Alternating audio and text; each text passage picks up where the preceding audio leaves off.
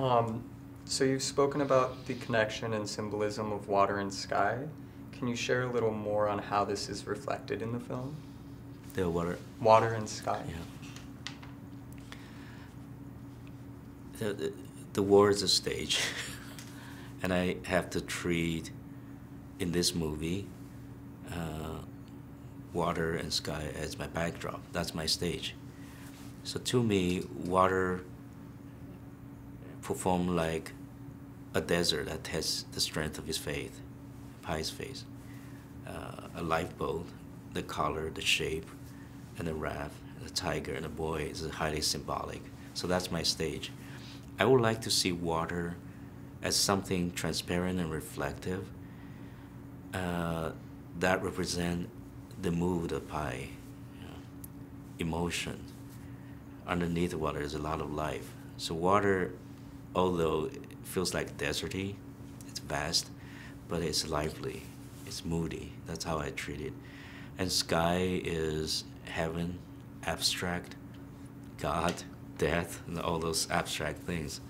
Sometimes they blurred, sometimes they're separated by the horizon, sometimes they echo each other. Sometimes there's moist, like cloud, rains, that form different kind of mood in the sky and reflect by the water. So every scene depends on the purpose of the scene. I have a different rendition of water and sky. Hopefully, eventually, I reach the internal picture of Pai's journey. What do you hope people who love the book take away from the film, those to whom the story is new? I had my take from the book, and that's a gut feeling. That's not a literal one. It's a visceral feeling, and I would like to feed it back to the world through cinema. Cinema and book, they're very different medias. They work in very different ways. And I hope the book reader watching the movie thinking that I'm in spirit very loyal to the book, but the movie stands on its own. It's a new experience. The same subject matter, even some same lines and scenes, but a very different take on the subject matter. It's different sensation. One is very indirect, the other is direct. The movie is very direct. Yeah. And Pai was long thought to be unfilmable. How did you figure out a way to bring it to the screen? When I first read it, the book, I thought it was unfilmable, like many will think so, especially filmmakers. Examine illusions. We don't really do that, especially expensive movie. You just don't go about that. Now I know it took me a long time to figure out. First, I thought I had to break the script, the story down in a script form, a movie script form. I have to find a structure.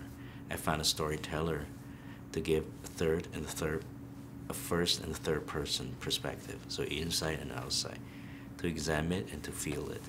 So that's the first thing. I think I had a crack at it. And secondly, I thought of if I use new technology, 3D, visually, maybe that new media can open up people's mind because it's new, because we don't know much about it. It's unsettling yet. And then how do I do water? I have to create a tank, and I pre-visualize the whole ocean part.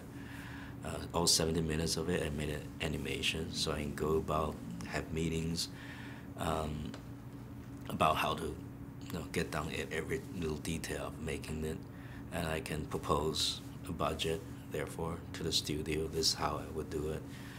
A lot of guesses, but it's a long period of efforts. It's a big endeavor. There's no one day I said crack it, I said that's how I'm going to do it. It's a process for nearly 4 years. That's great. Those are all of our questions. Thank you so much for your time. Thank you.